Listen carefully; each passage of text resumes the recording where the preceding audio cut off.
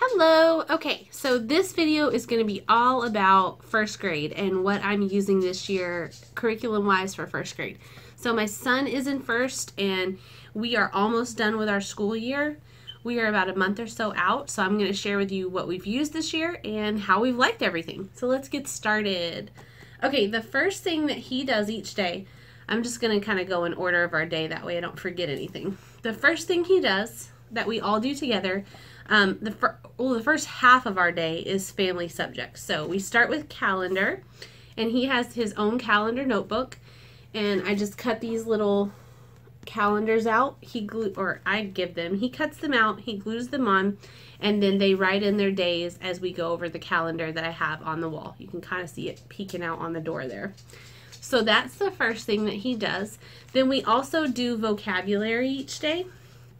Not each day, I'm sorry, like every other day, twice a week we do vocabulary.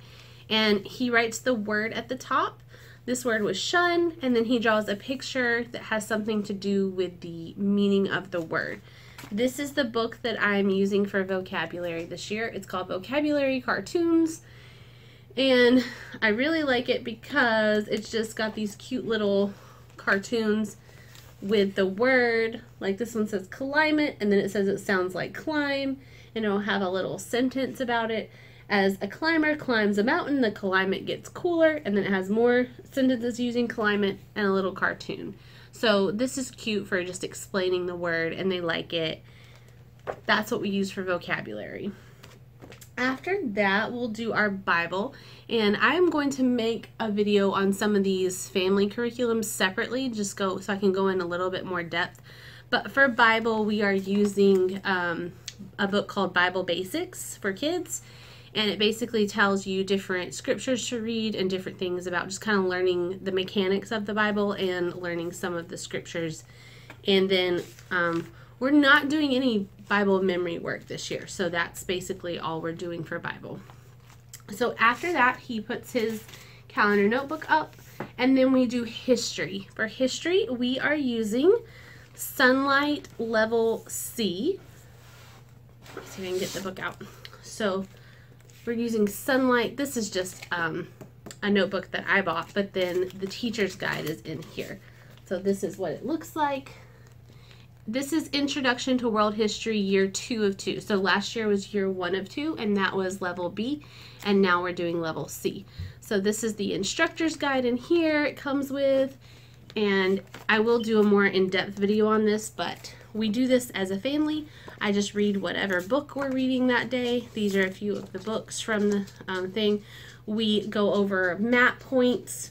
We go over any of the timeline points that the instructor's guide points out, and I just read to them. That's what we do for history. There's no worksheets or anything really involved in it.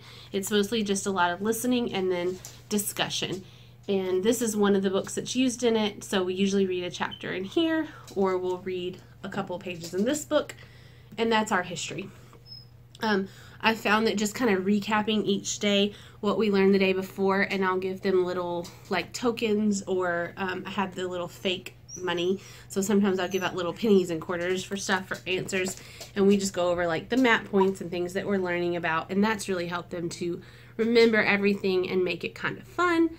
But they really like that. And then also with the Sunlight, we got it's the History, Bible, and Literature come with it. We don't use the Sunlight Bible, but we are using the history and the literature. So a lot of our read alouds kind of coincide with what we're learning in history. So after history, we do read alouds. So that's the other thing that came with this level C. And it is,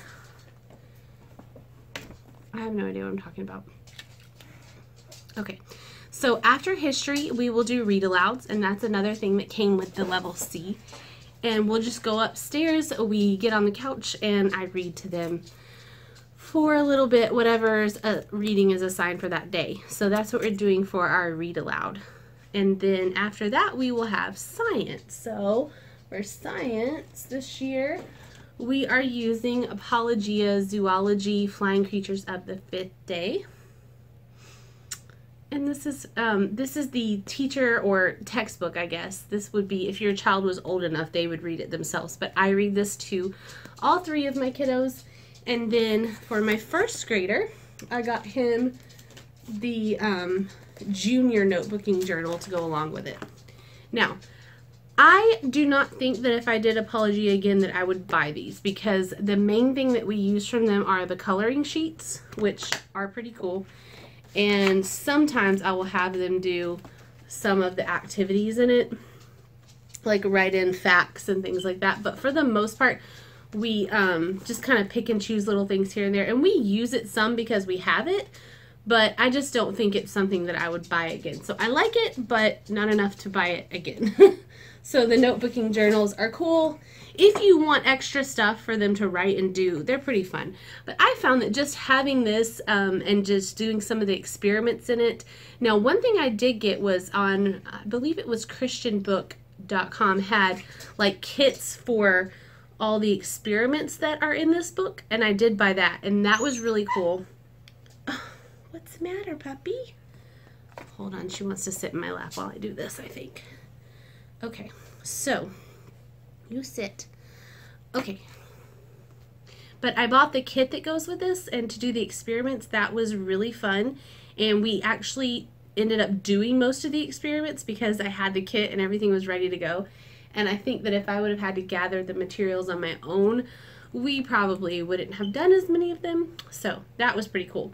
But I liked this. I liked Apologia. We are probably not going to do it again next year just because, not to say that we'll never do it again, but having a whole year of one topic was fun this year, but I don't want to do that next year. So, you know, it's just kind of one of those things where you just you want something fresh and new, and that's how I feel with science. We really enjoyed it. We loved it. But next year I want something a little different and a little fresh and new. All right, so then the next thing he would be doing is math. For math, in the past, I have done Right Start Math. If you've seen any of my math videos, you'll know that I love Right Start Math. I think it is amazing. And I did do that with him for kindergarten. But it is very teacher intensive. And this year, with all 3 of my kiddos being school age, well, my youngest is preschool, but pre-K. But she still required a lot of my time. If you want to watch my other video on pre-K that I've just put out, you'll see that I did a lot with her. So even though she was pre-K, it took a lot of time. And I just didn't really want to do Right Start again this year. So my older daughter, who's in 4th, is doing Horizons this year. So I decided to do that with my son as well. And I actually have loved Horizons because, well, for one thing, I think Horizons is good if your child is already, you know, kind of just naturally decent at math. Like if they're struggling with math at all, I really recommend Right Start Math. It is an amazing program. I mean, and I think one of the reasons why my children are strong in math is because we started with Right Start Math. They understand the concepts behind the math, why it works. It's really hands-on and lots of games, and I think it's great for children who, even if they're not struggling, but it's really great if they are. But this year we are doing Horizons, so it's a workbook based program. And I'm sure most of you know what Horizons is because it's pretty prevalent, but yeah, it's just, you know, colorful workbook based program. And it comes with 2 workbooks, and then it comes with the teacher's guide, and it does have a lot of manipulatives and stuff that come with it as well. And so you know, it has the hands-on aspect also, so I like that. Now, I will say that sometimes we don't always do the hands-on stuff. Sometimes we just do the workbook. So how it works is each day, this is your teacher's guide. It'll tell you your objectives, your teaching tips, your materials that you need, and then it gives you activities to do. Now, in the activities, some will be hands-on activities, and then some will be the workbook that the kid needs to do on their own. And usually you'll teach a concept, do the hands-on part, and then they'll do their own work in their book. And some days we do that, and some days he just does his own part in the book, especially if it's not a new concept. So this has been I would say semi-independent for him, but he is in first grade, so I don't think at this point that math should be totally independent, but he's been able to do some work on his own for sure each day. You know, however long it takes him to do the worksheet, that's usually independent work. So I've liked it. He's liked it. It goes by pretty quickly. Where are you going? And the lessons for first grade are pretty short. They're only two, or not the lessons, but the workbook part is only 2 pages. So he's enjoyed that. That's been a good fit for us this year. Okay, so we will be using Horizons again next year for math for both him and my 4th, soon to be 5th grader. All right, next thing up is reading. So I have each child do a little silent reading, or not silent reading because he reads out loud, but little independent reading. That's the word I'm looking for. And he just picks a book. I have this little book basket here for him, and I rotate out stuff. It was a lot fuller, but he's pretty much read through most of the books for the year, and he just has a few options here left to choose from. And I've kind of let him choose at least the second half of the year because his reading has gotten really strong.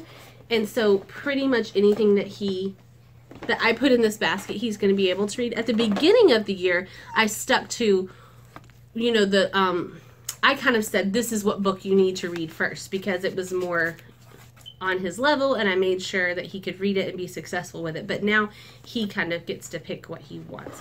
And right now he's really into these Henry and Mudge books. These are a level 2 reader, and I mean, some of the readers that he does are not leveled and some are, and I think he could read level 2 or 3.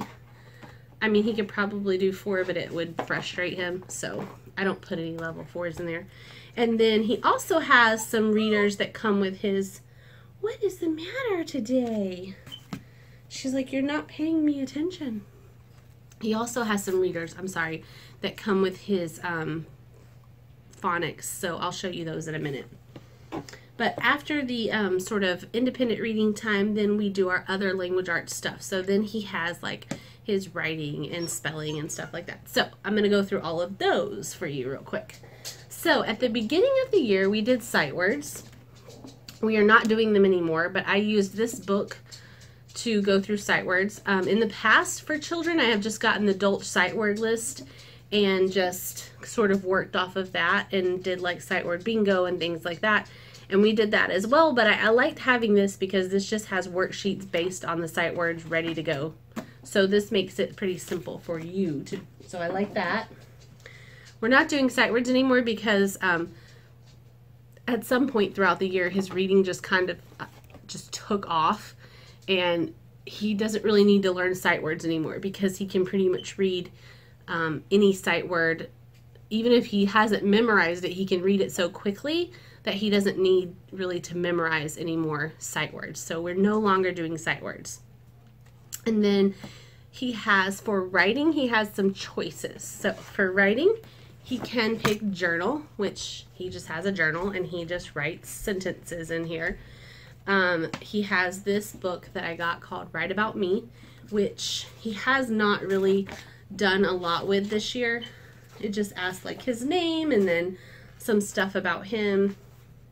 So I'm going to continue using this for next year because he just hasn't done much of it this year. So we'll keep using that.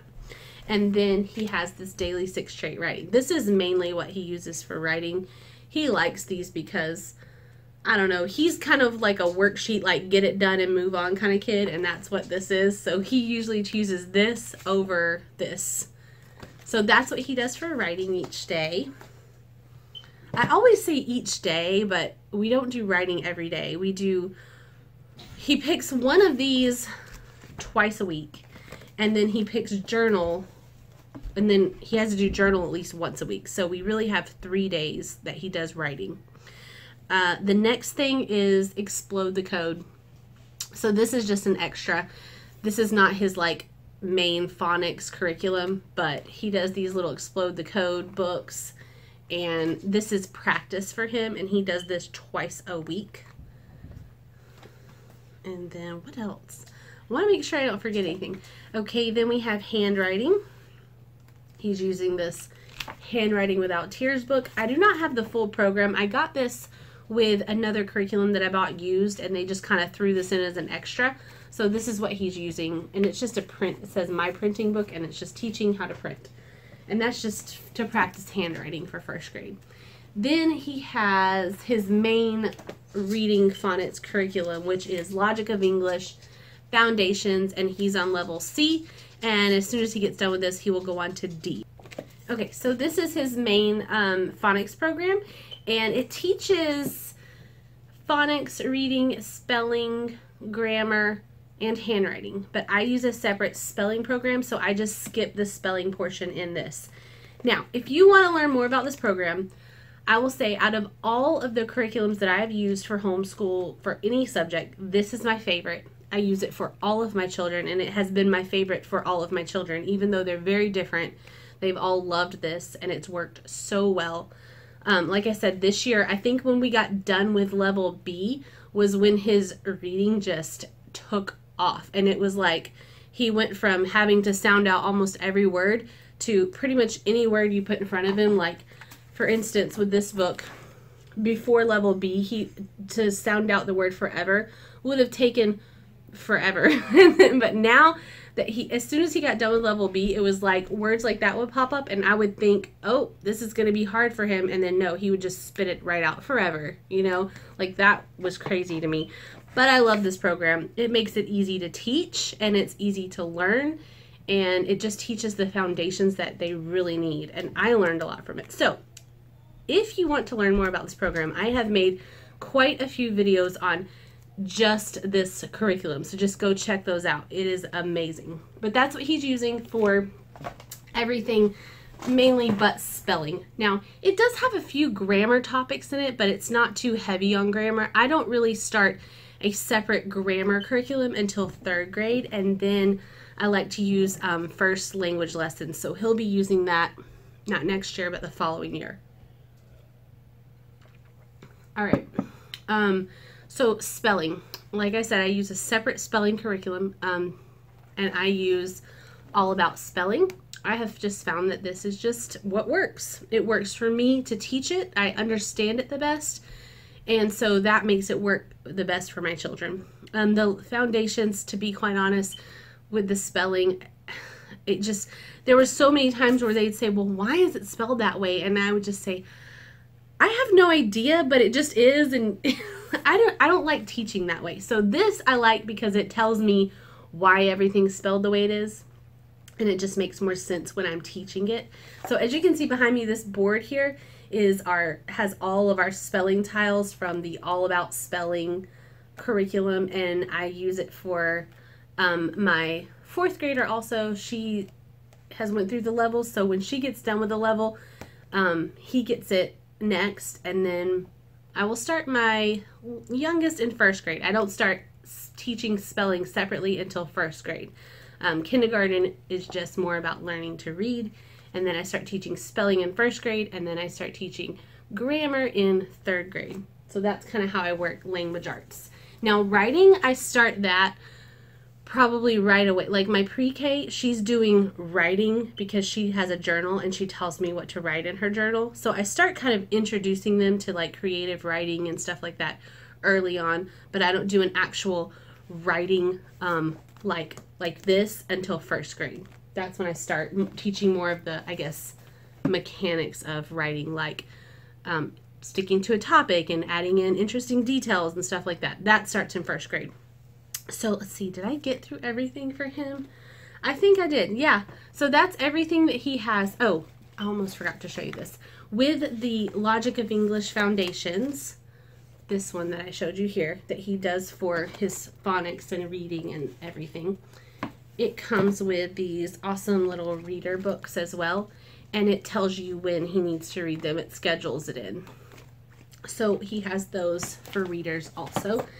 And this one came with it too, which is a couple different little stories. This one's extra, so this one's not like scheduled in the book, but this one he can read during his independent reading time. And let me just show you really quickly the inside of the books here, because I really like them. They're so colorful. I know I put up my pre-K curriculum choices, and you'll see a little bit of Logic of English Foundations A, level A in that book, because I have started that with my preschooler, even though she's not in kindergarten yet, because she's ready for it now. So we started that. But that's it. And then after C, he'll go on to D. And then after that, I do, I go completely different. So if you want to see what I do in, I think around 3rd grade is when I change from the Logic of English. I do have a 3rd grade curriculum video from last year when my daughter was in 3rd grade, kind of showing what I use for all that stuff once they're done with level D, because then I do a separate grammar, a separate spelling, which I do also, and stuff like that. It's like separate, different curriculums to make up one big language arts curriculum. So that is everything that I'm using this year for 1st grade, and if you have any questions at all, please let me know. I'll be glad to answer, and thank you for watching. Please subscribe and like the video,